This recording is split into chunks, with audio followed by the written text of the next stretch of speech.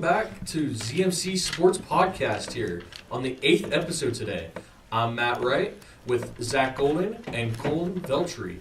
Today, we're on this part of the segment, we're going to be talking about the NFL Super Bowl from last Sunday. So take it away. So, Colin, you can go a little bit and start talking about what you had to talk about. So. Well, first off, I think this was a pretty boring Super Bowl. I know it was very defensive, but I think it's been the first Super Bowl since Super Bowl 53 where I found really boring and just I really didn't want to watch. Jack, what did you think? I think it was pretty boring.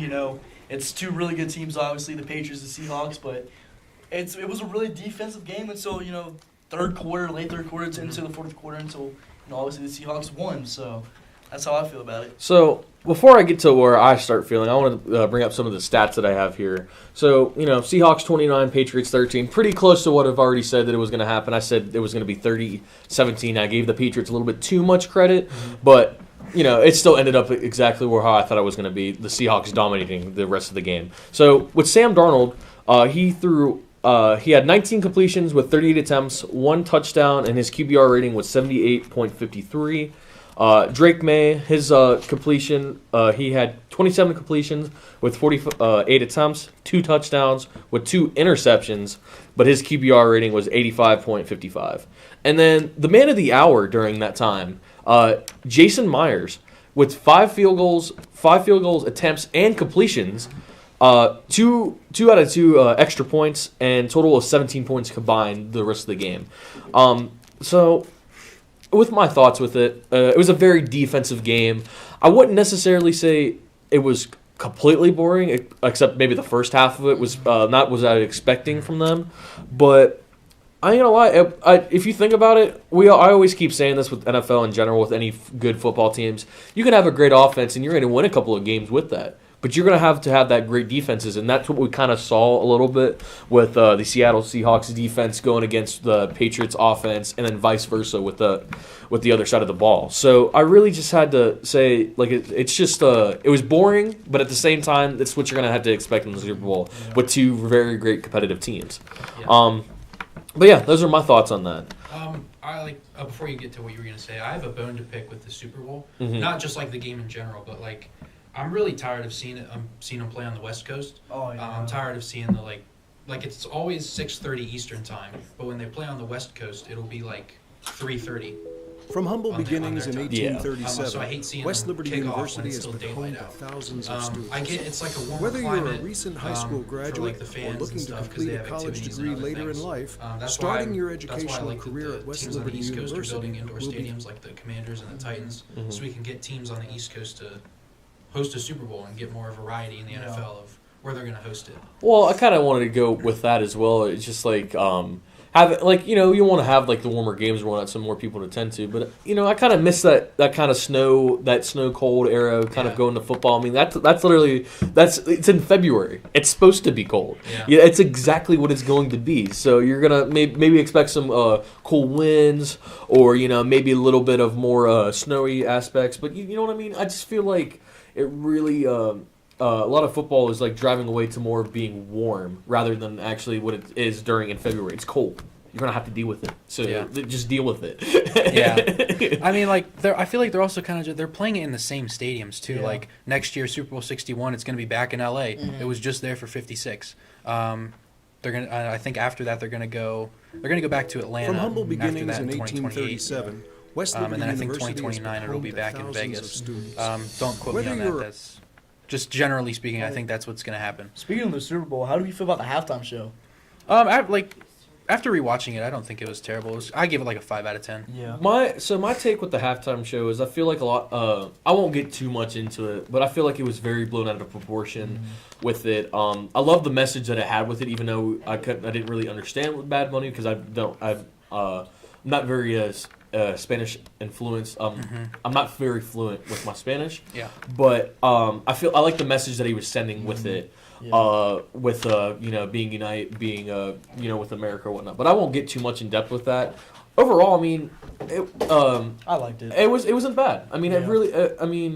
It was different, and this Yeah, was also the definitely. first time in history that Super Bowl was performed with without somebody speaking in a different language. So I thought it was a very unique thing with that. Yeah. Yeah. But like I said, I won't go too much into it, especially with there was another halftime show. I won't get into that part. Yeah. But It wasn't my favorite, but it was definitely Yeah. kind of a vibe. Just like being able to it. like kind of like. I mean, plus dance it's to like it. California. It's like very like coastal vibey. So I mean, like I like Bad Bunny because like his songs are pretty popular, and I think it was pretty cool. And another thing I'm gonna note before I get to my questions, man, the Super Bowl like commercials, like Yeah. what has gone wrong with the Super Bowl commercials? Like, don't get me wrong, I love I love watching football. Obviously, I talk about that every single time, Yeah. but I just feel like the Super Bowl commercials have really lost their touch of what it was like 10 years ago. Like I feel like a lot of the companies are kind of just like buying that spots, and then it's just kind of like they're either half-assing it or it's just it's not getting to where it needs to be.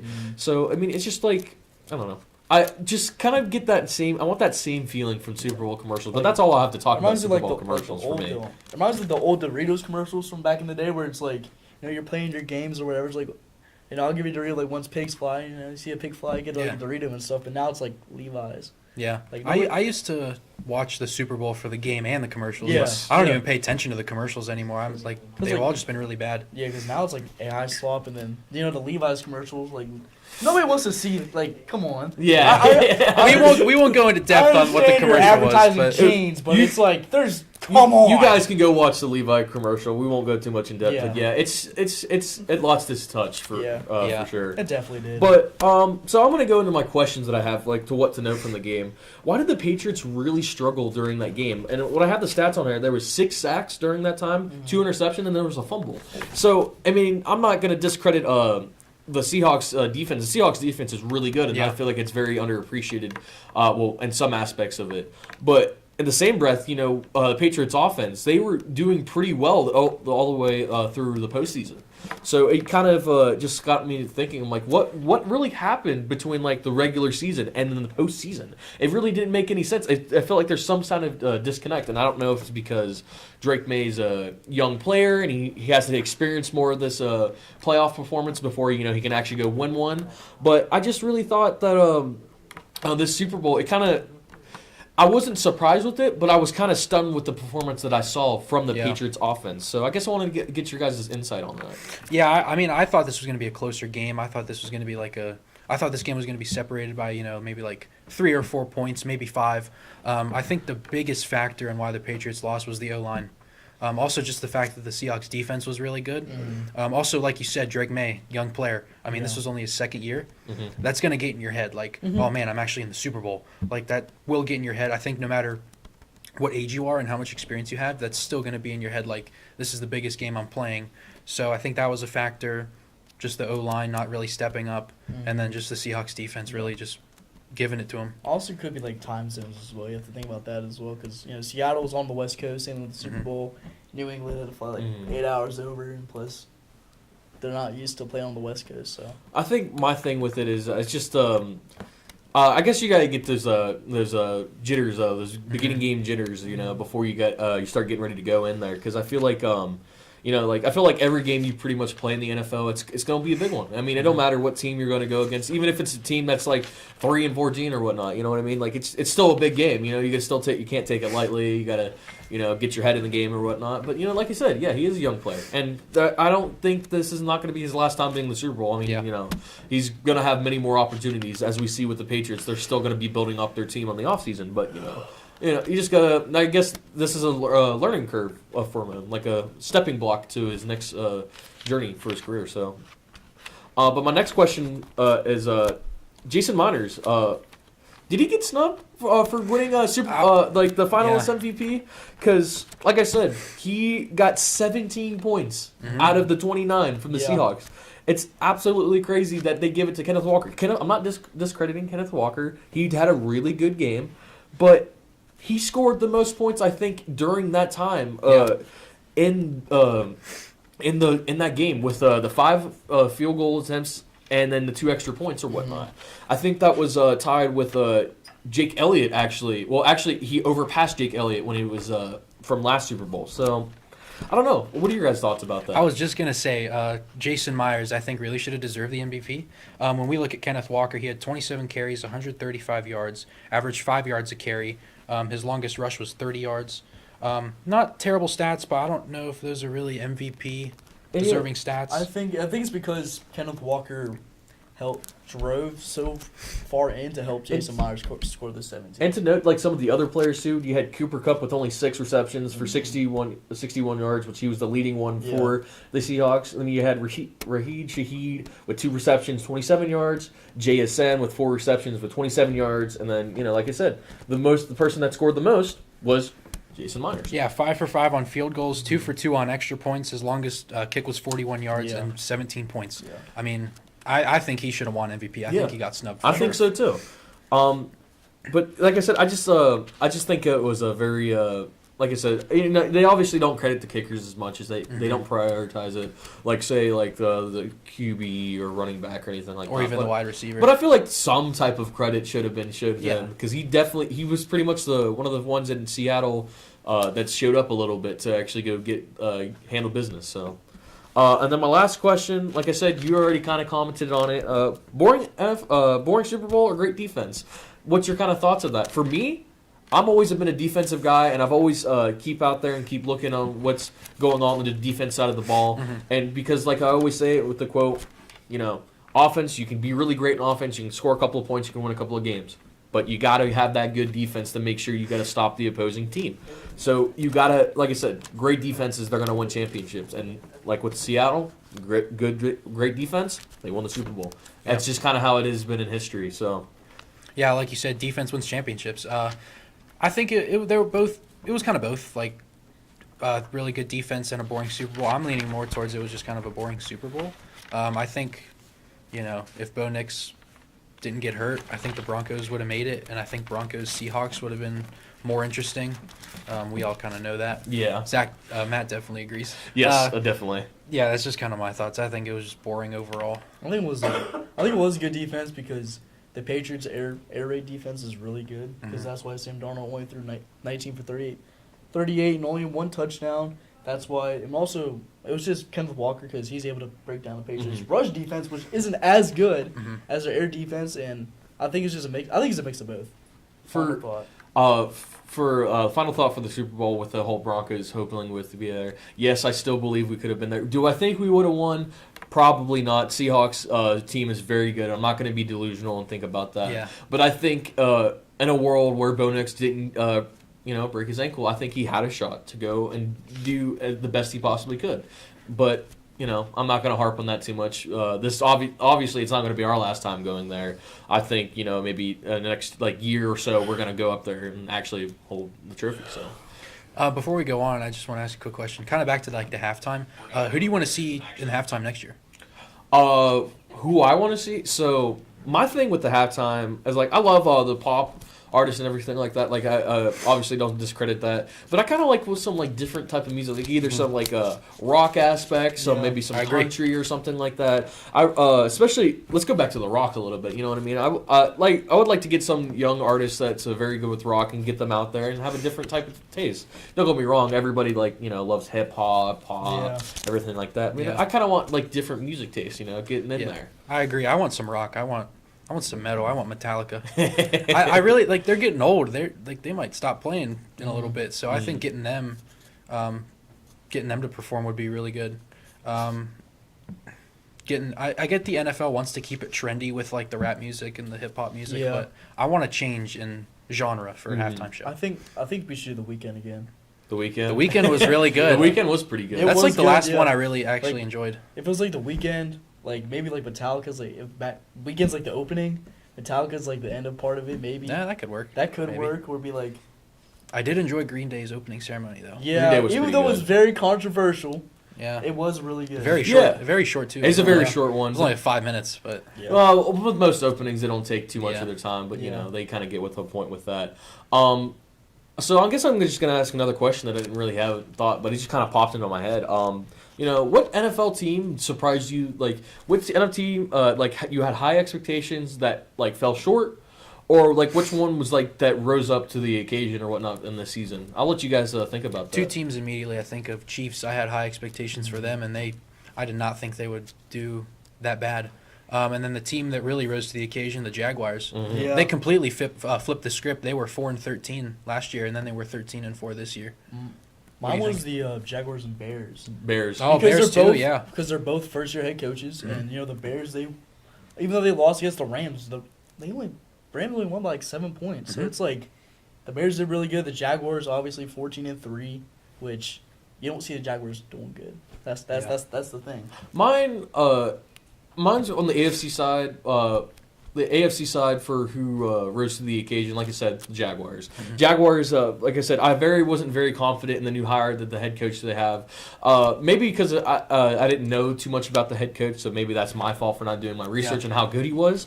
But on the other aspect too, I just didn't really trust that Jaguars team. I didn't really trust too much in Trevor Lawrence, especially with his track record, and just like build around it as well. I just didn't really had too much confidence in that team. But they rose to the occasion. They proved everybody wrong. I mean, heck, they made it back to the playoffs again. So I think it was a very big accomplishment for them. The one team that kind of fell to expectations this year it's the Buffalo Bills. I mean, the Buffalo Bills, I mean, this was, especially in the playoff picture, this was their year. Yeah. And, this was Josh Allen's prime time to go get that Super Bowl trophy, and it just didn't happen. And I just feel like a lot of it, from my opinion, a lot of it was from the GM perspective of picking a lot of picks that didn't really build up their team to be a Super Bowl caliber team, because I feel like they're having a lot of wasted potential with not only just Josh Allen, but you had James Cook there that has his doing phenomenal season, especially last year with the most rushing yards. So, like I said, I just really thought that the Bills actually had a really good shot this year. Another thing with the Bills, a lot of people were saying that if Josh Allen didn't win the Super Bowl this year or didn't get to the Super Bowl, then he may never get back or win it with the Bills. I'm starting to think if he stays with the Bills, he might not go back. And it's like I said, it's like, we can always put stuff on Josh Allen and say oh, he's not going to do this because this X, Y, and Z or whatnot. But at the end of the day, you got to, if you're going to have to win that Super Bowl, not only for him to rise up to the occasion and not him, he already knows how to rise to the occasion, but him to make the fewer mistakes that he had, / kind of just making sure that his team in general, with the coaches, the GM, really has to make those type of moves to kind of make it to where it's easier for him, and not him being the Superman that we know that he has to be every single game for him to win. So. Yeah, I was gonna say it might not even be just his fault. I mean, it's definitely could be part of the team. It definitely could be some of the coaching staff. They fired Sean McDermott, their head coach. Yeah. Not that I think that was the right move. No. But, I mean, it could have been a factor. They hired their offensive coordinator, Joe Brady. We'll see what he can do to help the Bills try and get back to making a run. And I guess last question I have here just kind of also popped in my head. What team do you think next year is going to be the most what team do you're going to overlook and you're whatever with this team and then the other one is going to be what's the team that you're going to look out for the most, and what one's going to be the most dangerous next year? I don't know if this team's going to be dangerous, but a team that kind of popped in my head is the Titans. Just they hired Robert Saleh as head coach, Brian Daboll. I don't know. Hey, they could surprise us. You never know. Yeah. The Jaguars surprised us. The Bears surprised us. Yeah. So did the Bills and Chiefs in a negative way. So, Titans, I think, could definitely. They could definitely step it up. Maybe. A team I'm definitely kind of just pushing to the side, not too worried about is Patriots or the Chiefs. Or the Chiefs, yeah. Yeah. For mine, kind of push away. Not only the Patriots. I'm kind of really kind of looking away from the Ravens a little bit more. Yeah. Especially with that firing of their head coach. It really. I understood why they did it, and I understood that it was it was a very difficult call to do. But I don't know. I feel like that kind of didn't really help out Lamar Jackson case, and depending I still think he's going to be a Raven, but I don't know how long he's going to stay there for very long. So one other team, Matt, you're not going to like this. This team's not going to contend, I don't think. But a team I do want to keep my eye on is the Raiders. They hired Clint Kubiak as head coach. Matt's rolling his eyes. They hold the number 1 pick. They'll pretty much pick Fernando Mendoza. Yeah. I'm just excited to see how he plays in the NFL. They have really good young core with Genty. And, I'm excited to watch Genty too because he didn't play like as good as I thought he would, but I mean he got over 1,000. He's a rookie, and so I guess the AFC West in general, because also Chargers with the new hiring of Mike McCarthy. Well, not Mike McCarthy. Mike McDaniel. Just getting into there. He's going to be on the offensive side, and I mean, if you watch the Dolphins play. A lot of very long passes or whatnot, so they're going to utilize the passing game a lot more, and that's where Justin Herbert shines. Definitely. With the Raiders, they're going to have a young team. I mean, that's all I'm going to really say about that. They're going to have a new step with the quarterback, so I mean, hopefully that makes them somewhat competent, I guess you could say. But that's all I got to say about that. So all right. Alrighty. Well, that's going to be the end of the first segment here for NFL. The next one, we're going to be talking about NBA, and I'm going to have Zach kind of lead into that after we get back on ZMC Sports. Want a career working with animals? Check out the Zoo Science and Applied Conservation program at West Liberty University. With over 300 animals on campus, dedicated lab spaces, fieldwork and internships, and a partnership with the AZA-accredited Oglebay Good Zoo, you'll get hands-on experience with reptiles, amphibians, and mammals. Our unique program has everything you need to start an exciting career as a zookeeper, researcher, or conservation scientist. Find out more at westliberty.edu/zoosci. From humble beginnings in 1837, West Liberty University has been home to thousands of students. Whether you're a recent high school graduate or looking to complete a college degree later in life, starting your educational career at West Liberty University will be the catalyst for your future. This is a place where you will discover who you are and where you belong, surrounded by lifelong friends and a supportive faculty and staff. Start your journey home at westliberty.edu. Hey, welcome back to ZMC Sports. Still Matt right here with Zach and Colin, and I'm gonna lead Zach to go talk a little bit about NBA. So you take it away, Zach. All right. So basically, what we're going to talk about is the conference standings right now, and for the East, number one is the Detroit Pistons, which is very surprising because in the last last decade they've always been terrible. Because it's Detroit basketball. As you can see by their standings, they are 40-13 with a 75% win percentage, and that is with Cade Cunningham, Jalen Duren, Isaiah Stewart, who loves to fight. With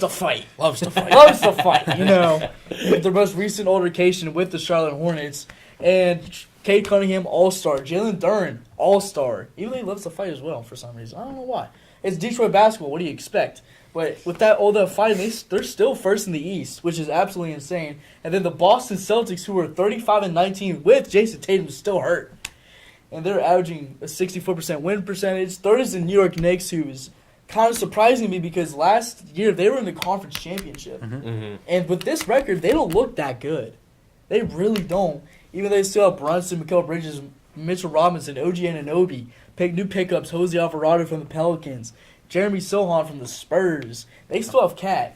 But anyways, the Cleveland Cavaliers, recent pickup with James Harden. James Harden, Dennis Schroeder. Dennis Schroeder's been a journeyman. He did the NBA Rainbow already 3 times. But they're 34-21 with a 61% win percentage. How do you guys feel about James Harden going to the Cavs? I just think about James Harden. He's just kind of, flopping back and forth and whatnot. I mean, he especially when he was for the Rockets or whatnot, I mean, he was phenomenal and everything like that. But now I'm just kind of looking at it, and he still got it. Yeah, he still does. He still got it, so. Yeah. And then, the Toronto Raptors, which previously had Chris Paul. And what happened with him? He got waived, and then just waived him, a little bit ago. So kind of a little bit of breaking news. Yeah, he retired, and then they're 32-23, 58% win percentage, and then Philadelphia 76ers is 30-24 with a 55% win percentage, with Paul George still out during his 25 game suspension for PEDs. And then with the Western Conference, obviously the number one team is the OKC Thunder. You have the SGA, J-Dub, Chet Holmgren. As you can see, they're 42-14 with a 75% win percentage on the dot. They had it on pace early in the season to win 79 games, and with 3 losses. And then next up is the San Antonio Spurs with 38 wins and 16 losses. They have Wemby. Wemby, yeah. 7'4" with an 8-foot wingspan. pretty good. Then, you know, Matt's favorite team is third. The Denver Nuggets with 35 wins and 20 losses. 63% win percentage, which is actually pretty good. The young Houston Rockets with the old Kevin Durant has 33 wins and 20 losses with a 62% win percentage.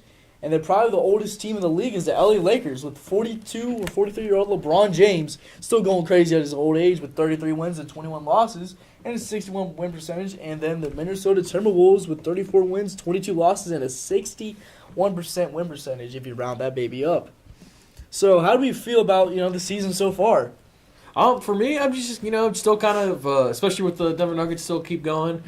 We finally got Nikola Jokic back after that little scare that he had with his little knee injury. But, you know, he's finally back, so we can all calm down. You know, he's going to put up, you know, 30 points every game, go crazy like he always does. But, you know, it's like normal Tuesday for Jokic, right? But speaking about the Denver Nuggets, they are in the third in the Western Conference right now. The record, like you said, 35-20. The last game they had was Memphis Grizzlies, and it was 116-122. Denver Nuggets won.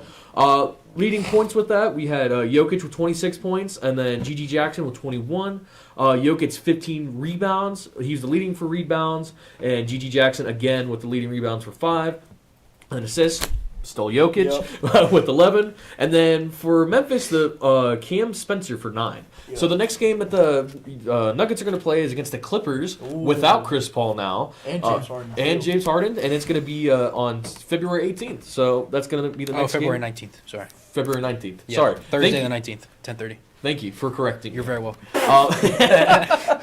But yeah, but with the breaking news a little bit with Chris Paul, like you just mentioned, literally like, now it's like an hour ago now, but he has just been released from the Raptors right now after 21 seasons. Yeah, he retired, So what to note from him with his career stats, he was 12-time All-Star, 11-time member of the All NBA teams, 9-time All-Time All-Defense. He was the 2006 Rookie of the Year, and he was also the member of the 75th anniversary for the NBA as well. So, very big accomplishments for him. What an absolute career for him, man. Yeah. I forgot the NBA did the 75th anniversary. Yeah. That was like 2022, 2023 season. Yeah. That's crazy, man. It's crazy. That's just after, you know, this like midway season, kind of pretty much close to getting late to the season. He's just gone. So speaking of this upcoming week, is the All-Star weekend, baby. Oh yeah, NBA you know, All-Star. We have the dunk contest, which has Jackson Hayes, Carter Bryant, Jace Richardson, and I think one more. Don't know who the last name is. 3-point contest is Damian Lillard, even though he's playing with a torn ACL. He's going to be participating with a torn ACL. Rookie of the Year potentially, Colin Knuppel is going to be participating in the NBA 3-point contest. Oh yeah, the rookie from Charlotte. Oh boy, Colin Knuppel, you know, Rookie of the Year might be Colin Knuppel or Cooper Flag. So All-Star Weekend is today through Sunday, February 13th to February 15th. I believe tonight is the Celebrity All-Star Game. I think so too. Yeah. And then tomorrow will be dunk contest, 3-point contest, and then the day after, I think it's the big actual game. All-Star game. Oh boy. I'm pretty excited. It'll be at the Intuit Dome in Los Angeles, California, home of the Clippers. And no longer. No longer the Lakers. That's right, no longer the Clippers Lakers. got their own arena now. That's right, yeah. So, what do you guys think? All-Star Weekend in general. I like All-Star Weekend, but I will say the dunk contest, man. Where's the superstars? Yeah. you have a starting center who averages like 8 points per game. You have a rookie. You have a bench player. Where's like LeBron? Where's like Almond Thompson? Where's Anthony Edwards? I kind of remember like what is it with the all dunk contest? It used to be like one of the biggest things back in its time. And whatnot, but I guess it kind of just like narrowed it away a little bit, and it's just more of the All-Star games in general and just playing. So I mean, I don't know. I mean, I'd love to go see like some superstars going in there, get some cool dunks or whatnot. I mean, hopefully not injure themselves or do anything crazy, but you know, it's still a little fun contest to go do. You know, a little fun time before you got to lock in for the playoffs. But I mean, like 10 years ago today was probably the greatest dunk contest of all time between Aaron Gordon and Zach LaVine. That's a big matchup, man, in Toronto. I will say though, like it's fun to see the superstars like in the dunk contest and in the 3-point contest. But I think Mac McClung, I mean, it's really fun watching him, especially in the dunk contest. I'm excited to see what he's gonna do. He's not doing it this year, man. He's not doing it this year? No. Oh, I thought he was. Well, it's because like he's not on an actual contract. So to also go on to some other news that I have written for last week we couldn't do for weather issues. So the Chicago Bulls traded Ayo Dosunmu away to the Minnesota Timberwolves. And that also included with Julian Phillips to the Timberwolves as well. Rob Dillingham, Leonard Miller, with and then it was like four second round picks, draft picks. So and then what is it? Dosunmu, he's 26. He was averaging 15 points with 51 shooting and 45% from the 3-point range, and it was the 8th best in the league as well with that. Bulls already they also traded key away players like Kobe White, Nikolai Vucic, something like that. I butcher the names very around. Don't if you want to hear me butchering names, listen to me talk about hockey names and who. They got some crazy names. Yeah. Kevin Hunter, Darren Terry. And they also signed Mac McClung. He's also on his final year. Dosunmu, he's also on his final year in this contract, which is 3-year and $121 million. So, I think the biggest trade during that deadline was James Harden to the Cavs. Yeah, that was definitely the biggest trade. If we want to talk about a big trade, the deadline was the Mavericks. The Mavericks traded away Anthony Davis after they got us just literally 2 years ago, a year ago. I think last year. Last year. February of last year. Yeah. So what that included with that trade as well is with Anthony Davis, Jaden Hardy, D'Angelo Russell, and Dante Exum. I think that's how you say the name. And then you had the Wizards gave Chris Middleton, AJ Johnson, Mekhi Branham, Marvin Bailey the third, and with 2 first-rounders and 3 second-rounders. The funniest thing is, AD's hurt, so he's not going to play with Trae Young. No. Yeah, but, I mean, still, Trae Young getting traded too. That was another big. That was a big one, but he wanted to be traded there. That's the thing. Yeah. My thing is with it, so the Mavericks obviously after they got rid of Nico away from the GM or whatnot, got him fired or whatnot. They obviously wanted to get that burden away from Anthony Davis after the result of that. But like I said, last year with that blockbuster trade with Anthony Davis and Luka Doncic, it's just kind of like at this point, it's just like you're putting a nail in your thumb and it's getting hammered in more and more for that organization. When that Luka trade happened, I thought Shams got hacked. I literally thought his Twitter page got hacked. Yeah, because it's like you're trading away. Yeah. Luka Doncic, he was supposed to have a statue in Dallas. Yeah, and they traded him away for 80. I mean, he was generational talent. I mean, he really was. Like, what is it? Even last year, he went to the finals. He didn't win it or whatnot, and like. And I always expected kind of like, was it like well, if he would have won it, would he stayed there or whatnot? Yeah. But even still, if your young player made it to the NBA Finals or whatnot, you want to keep that piece because you know he was the main piece for it. Yeah. And like I feel like on the Lakers, he's still pretty good with it, and they're still gonna have a very generational talent on the Lakers. But I kind of see like they don't like utilize him as much because there's other different factors within that team in general. So, but like I said. Dallas Mavericks, it's just getting they keep getting beat down more and more as time goes on.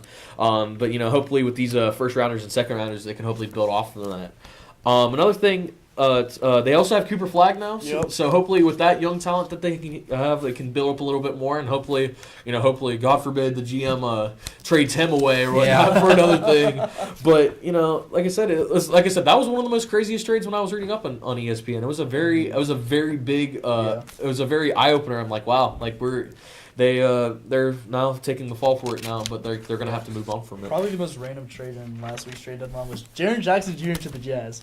Yeah, that was so random. It's like, why would you trade away Jaren Jackson Jr. to the Jazz? But, Lonzo Ball went to the Jazz as well, and then he got released. So and then. But back to what you were saying about the Mavs and Cooper Flagg. I mean, he's playing really well. I mean, he broke the record for most points in a game by a rookie, I think. For Mavs, for Mavs player, Yeah, with 40. That's pretty good. 49 points, 49 points, 10 boards. That's crazy. And then, what is it? There's only one more trade that I had. I don't know if it's really crazy or if it was interesting because you're a Lakers fan. Luke Kennard to the Atlanta Hawkins. Thank the Lord. Dude, Gabe Vincent, all he does is cardio. Yeah. Literally, I'm not like a Lakers fan or like any fan of any team, but it's like if one of your players is out there putting up 0 points per game for like 6 games straight, and he says that he's a really good player, it's like, dude, NBA terms, you're trash. But against me, you're like Jesus Christ in basketball terms. But it's like, now we got Luke Kennard, who's a left-handed 3-point sniper, and Gabe Vincent's first game as a Hawk. 2 points. So I think that was a good trade. Oh, is it? Yeah. So Kennard, he was like shooting his career best this season as a 49.7. I think that's what it said. Written on there from the 3-point range this season. So it was it's pretty good stats. And then I kind of wrote down. I kind of said it kind of would help like the Lakers since they were ranked like 22nd and from the 3-point line, which is like I said kind of crazy to me with the super team. Well, not super team right now, but the team that they kind of built from it. Yeah. But But yeah, that's all I really had. All the notes for NBA. Yeah. Also, speaking, Bronny James is getting more playing time finally. Yeah. I think he's shooting better than Steph Curry. He's shooting Really? 43% from three right now. Steph is shooting 39%. So. And what year is Bronny James right now? Second. Second year. Second year. Yeah. Wow, second year already. Yeah. I felt like he just got drafted. Dude, that's crazy. And then, speaking of the Warriors, Giannis was supposed to be traded. Yeah. Yeah. They didn't Yeah. trade him. They didn't no. For the longest time, the Bucks were saying we're going to trade him at the deadline. We're going to trade him. We're going to trade him, and then they're like, nah, we'll keep him. Yeah, we'll keep Giannis, man. You're 31 years old, dude. I think the teams favorited to land him. Some included the Knicks, the Heat, Warriors. Knicks, Heat, Warriors. Yeah. I think the Timberwolves were on that list Yeah, as the well. Timberwolves. Yeah, that's why the trade away Io to assume because they want to get Giannis, but. Mm-hmm. But that didn't happen. I feel like that would have probably benefited Giannis a little bit for his career a little Yeah. bit, especially if he goes with a young team like the Timberwolves or whatnot, Because or the Knicks in general, who were just like getting up close to that top in general. So, I mean, like I said, Giannis, like go. Yeah. Gotta go, man. Like time to go, man. The time ain't gonna wait for you, so you're gonna have to pick it up and go somewhere. Because, like I said, I don't know if the Bucks are gonna make it where they need to anytime soon right now. So going back to like the standings and stuff, we looked at all the teams. The trade deadline's kind of over, so we're kind of in that. We're like 3/4 of the way through the season. So who do you think's gonna make a run in the playoffs and potentially go to the NBA Finals? obviously, the Thunder because they won Thunder, last yeah. year, so they're obviously gonna be number one contention. I think they're on a path to back-to-back. Yeah, I think the Pistons. Obviously, I think the Pistons will Pistons are gonna have a definitely, really good shot definitely for as the well. Eastern. Definitely for the Eastern. Yeah. I'm kind of excited to see the Cavs now with James Harden. See if they see if they step up and I hope they go on do, a little dude. winning streak. For like I said, I think the Denver Nuggets they'll still be there. Obviously. obviously. Hopefully they can make it back to where they were a few years ago. Back to but 2022. like I said, it's going to be a tough time with the OKC. Mhm. OFC. Yeah. Yeah. But yeah. But that is going to be it for the NBA segment, whatnot. Next one, we're going to go into the Winter Olympics, and we're going to talk a little bit about all the games that are going on and have some fun have some fun questions for it. So stay tuned on ZMC Sports. Want a career working with animals? Check out the Zoo Science and Applied Conservation program at West Liberty University. With over 300 animals on campus, dedicated lab spaces, fieldwork and internships, and a partnership with the AZA-accredited Oglebay Good Zoo, you'll get hands-on experience with reptiles, amphibians, and mammals. Our unique program has everything you need to start an exciting career as a zookeeper, researcher, or conservation scientist. Find out more at westliberty.edu/zoosci. From humble beginnings in 1837, West Liberty University has been home to thousands of students. Whether you're a recent high school graduate or looking to complete a college degree later in life, starting your educational career at West Liberty University will be the catalyst for your future. This is a place where you will discover who you are and where you belong, surrounded by lifelong friends and a supportive faculty and staff. Start your journey home at westliberty.edu.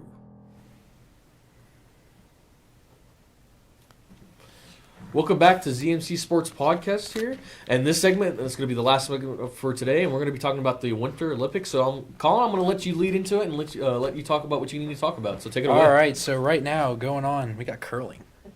Curling between Switzerland and China. It's currently right now the 7th end. Switzerland leading 6-5. It's the men's round robin session 4.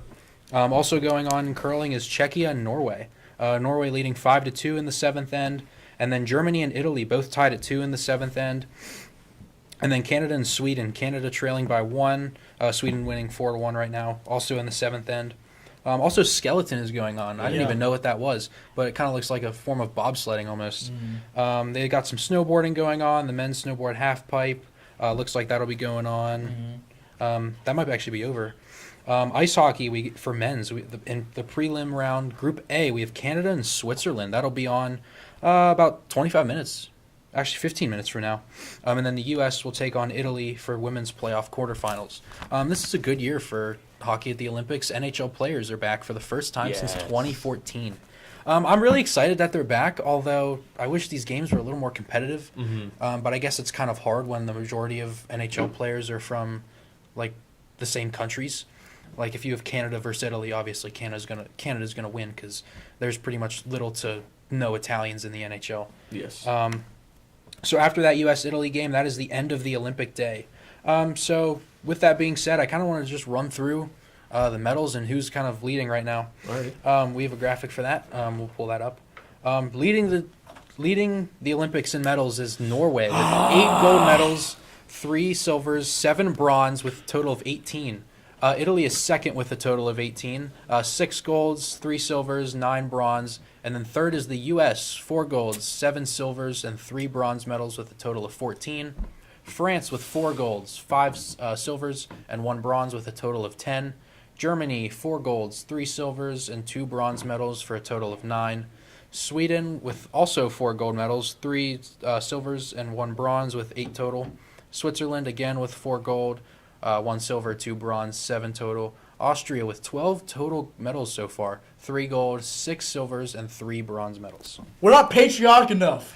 We're not. Dude, we're U.S. We're supposed to be winning. What do you mean we're losing against Italy? I don't Dude, know, man. it's Italy. Bro, okay, I understand Norway, but Italy? Really? Hey, You gotta be kidding me, man. Dude, Italy's known for, like, soccer. That's about it. And, like, Rome. And maybe, like, pizza and, like, pasta, and that's about it. Okay. Well, they're beating us All right. in, like, piano? all right. So Italy has a gold medal in alpine skiing, 2 in the luge, whatever that is. They have 1 in short track speed skating and 2 in speed skating. I've never heard of those in my life. Me neither. It sounds like GTA 5 sport activities. Norway with a gold in biathlon, 3 in cross country skiing, 1 gold medal in freestyle skiing, Nordic combined, ski jumping, and speed skating. The U.S., 1 gold medal in alpine skiing, 1 in figure skating and freestyle skiing, and then 1 in speed skating. So, so after Zach, I didn't know you were so passionate about the Yeah. Olympics. It's because we're America, man. Best nation in the world. We're supposed to win. Well, at least we know that you love America. yes, the other sports that was going on, we had figure skating, freestyle skating, lunge, I think that's what it is. Nordic combined. Nordic combined, yeah, whatever that is. You said ski jumping, ski mountain jumping. I think it is speed skating, biathlon, and some of the ones that I'm not going to name because I'm going to quit embarrassing myself. But there's plenty of other games going on, Especially right now. curling. Especially curling. You know? I gotta be honest, I'm actually like kind of getting into the curling. Yeah. I have no idea how the scoring works, but I think it's just fun to see them with the broom, just I do shoveling the that ice. all the time in my dorm. Yeah. In my dorm. But it's gonna lead into some of my fun questions that I have here for you. It's like, so what sport that we kind of named so far? What sport would you guys be? What sport are you guys excited to most to like watch? Other than hockey, definitely some snowboarding. Yes. Yeah. Snowboarding. Snowboarding, curling. A lot of people like the ice skating, Mm-hmm. like the Figure freestyles, eight, like yeah. the figure skating and stuff. I'm not. There's actually I'm a not too band big on in that. figure skating. You can't do a backflip. What? Yeah. That's Yeah. crazy. I don't know the guy's name, but I did see him do a fat backflip. A girl did it too, yeah, in protest. But like I said, I guess ice hockey would probably be, especially with the NHL right now. Yeah, I mean, what I will say about ice hockey, the USA women's hockey team is playing exceptionally well. Yeah. Mm-hmm. Just the other day on Tuesday, I was watching their game against, I believe it was Switzerland. I mean, they were just really giving it to them. They won that game 5-0. They won with almost 50 shots on goal. Switzerland with only like 20. I mean, the USA's defense was top notch. That might have been like the best defensive game I've seen by any hockey team. They're just creating chances in the offensive zone like every second. It was just a really good game by them. Another question I have for you guys is, what sport do you think you would do the best at in the Olympics? Like, what sport would you be like? Yeah, this is my I got sport. I'm one. going to take the Oh, gold. curling. Curling. Patriotism. Patriotism. Yep. No, my sport. I definitely think I'll do ice hockey. I'll be the I'd give that one a try. I'm not the best on skating or whatnot. I mean, a couple of my buddies at sea out there, they saw me skating. It's very horrible, but I'll be the guy that's hitting. I'll be laying a couple of bodies out or whatnot, especially for USA. So. Yeah, there is also a sport where like you ski and you've got like a gun or something. It's like skiing with like archery or something. Really? Have you seen that? No, I have not seen that. I don't know. I can't believe that's probably actually that's probably a why thing. Italy's in front of us. I probably also would do very good with snowboarding. I think I also can give that a try as well. Are you a skier or a snowboarder? Probably a snowboarder. Okay. I probably would suck at skiing. I'm more of a skier. I probably would suck at both. Yeah. But I think I'll take the snowboarding and just the rush for that. Zach, what about you? Snow skiing. Snow Snow skiing. skiing. I make snowboarding and skiing. How would you do that? Half ski, half snowboard. But you need both your feet. Alrighty. And that's all the questions I have for you guys. Thanks for sticking around for ZMC Sports. And we're going to be back next week around Wednesday at 11 o'clock. So hopefully you can sit there and stay tuned with us on ZMC Sports.